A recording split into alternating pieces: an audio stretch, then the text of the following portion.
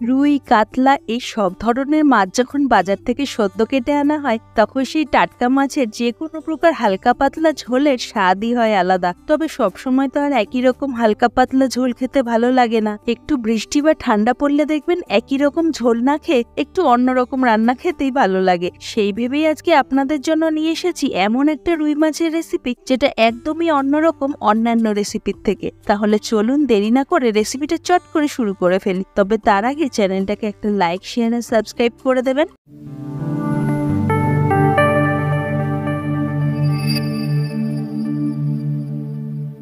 এখানে আমি 6 টুকরো রুই মাছের রিং পিস নিয়ে নিয়েছি। মাছগুলোতে প্রথমে পরিমাণ মতো নুন আর পরিমাণ মতো হলুদ গুঁড়ো মাখিয়ে নেব। যে কোনো মাছই বাজার থেকে এনে আগে 1 থেকে 2 বার নুন দিয়ে ভালো করে ধুয়ে নেবেন, তাহলে মাছের যে আষ্টে গন্ধ সেটা অনেক অংশে কমে যাবে। তারপরে এভাবে নুন হলুদ দিয়ে চাইলে লঙ্কার গুঁড়ো দিয়েও ভালো করে মাখিয়ে কিছুক্ষণ রেখে দেবেন। কড়াইতে সাদা তেল গরম করে এক এক করে মাছগুলো ছেড়ে দেব। সবগুলো মাছ একসাথে দেব না, তাহলে উল্টানোর সময় ভেঙে যেতে পারে। আমি যেহেতু এখানে টাটকা মাছ দিয়ে রান্না করছি তো সেই জন্য মাছগুলোকে খুব বেশি ভাজবো না, একদম হালকা করে ভাজবো, তাহলে ঝোলে দেওয়ার পরে মাছগুলো একদম সফট থাকবে। আপনারা যদি 2 থেকে 3 দিনের ফ্রিজে রাখা মাছ দিয়ে এটা রান্না করেন তাহলেও খেতে ভালো লাগবে, তবে একটু কড়া করে ভাজবেন, না হলে একটা আষ্টে গন্ধ আসতে পারে। ভাজা মাছগুলো তুলে নিয়ে চলুন চট করে একটা মশলা বানিয়ে ফেলি। এর জন্য একটা পাত্রে নিয়ে নেব পরিমাণ মতো টক দই, পরিমাণ মতো হলুদ গুঁড়ো, পরিমাণ মতো চিনি, সামান্য লবণ, পরিমাণ মতো লঙ্কার গুঁড়ো আর পরিমাণ মতো একটু কাঁচা লঙ্কা বাটা। এগুলো দিয়ে এবার ভালো করে দইয়ের সাথে মশলাগুলো মিশিয়ে নেব। আপনারা যদি ঝাল কম খেতে পছন্দ করেন তাহলে শুধু কাঁচা লঙ্কা বাটা দেবেন, লঙ্কার গুঁড়ো দেওয়ার প্রয়োজন নেই। এই মাছ ভাজার তেলের মধ্যেই দিয়ে দেবো একটা তেজপাতা, একটা শুকনো লঙ্কা, 2টো এলাচ, 3টে লবঙ্গ আর 2টো দারচিনি। এগুলো একটু ভেজে নিয়ে হালকা মশলার গন্ধ ছেড়ে এলেই দিয়ে দেব পরিমাণ মতো পেঁয়াজ বাটা। পেঁয়াজ বাটা তেলের মধ্যে খুব ভালো করে কিছুক্ষণ নাড়তে হবে।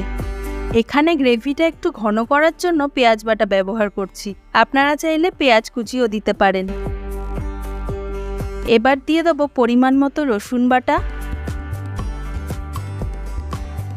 আর দিয়ে দেব পরিমাণ মতো আদা বাটা। এই মশলাগুলো এবার বেশ কিছুক্ষণ খুব ভালো করে কষাতে হবে যাতে রসুনের কাঁচা গন্ধটা না আসে। এই রান্নাটা একটু রিচ হবে, তাই আমি এর মধ্যে খুব বেশি তেল ব্যবহার করিনি। মশলা ভালো মতো কষানোর জন্য কিছুটা পরিমাণে জল দিয়ে দেব। আপনারা যদি আমার ভিডিও দেখে থাকেন তাহলে জানেনই আমি 2-3 বার মশলা অল্প অল্প জল দিয়ে কষাই, এতে রান্নার টেস্ট আরও বেড়ে যায়। হালকা তেল ছেড়ে এসেছে, এবার দইয়ের যে মিশ্রণটা বানিয়ে রেখেছিলাম সেটা ঢেলে দেবো।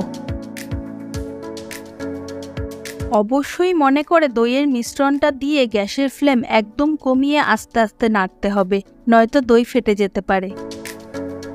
মশলা ভালো করে নেড়ে নিয়ে 5 মিনিটের জন্য ফুটতে দেবো। মশলার জল শুকিয়ে ওপর থেকে হালকা তেল ছেড়ে এসেছে। এবার যেরকম গ্রেভি আমরা পছন্দ করব সেই অনুযায়ী জল দিয়ে দেবো। এখানে গ্রেভিটা একটু ঘনই করব, সেজন্য অল্প পরিমাণে জল দিয়ে দিলাম। জল দেওয়ার পরে 2 মিনিট মতো ফুটে এলে মাছগুলো দিয়ে দেবো।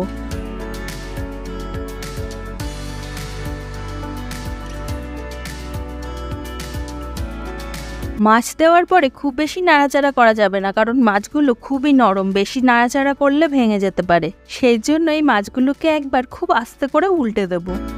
এবার গ্যাসের ফ্লেম একদম কম করে 5 মিনিট মতো ফুটতে দেবো, যতক্ষণ না গ্রেভি একটু শুকিয়ে ওপর থেকে হালকা তেল দেখা যায়। দেখুন গ্রেভিটা অনেকটাই কমে এসেছে আর ওপর থেকে হালকা তেলও ছেড়েছে, সুতরাং আমার দই রুই একদম তৈরি পরিবেশনের জন্য।